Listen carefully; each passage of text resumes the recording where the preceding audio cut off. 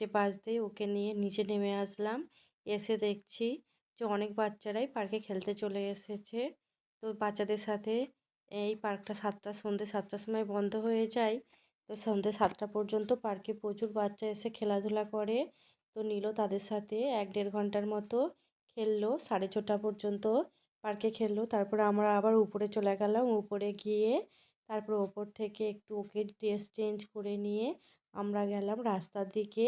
রাস্তার দিকে আজকে খেয়েছিলাম আমরা একটা নতুন জিনিস। ওটা বারবার কলকাতা আসলে দেখে যাই, কিন্তু ওটা কখনো খাইনি। এটা একমাত্র বিহারের পপুলার একটা খাবার। এটা হচ্ছে যে লিট্টি চোখা।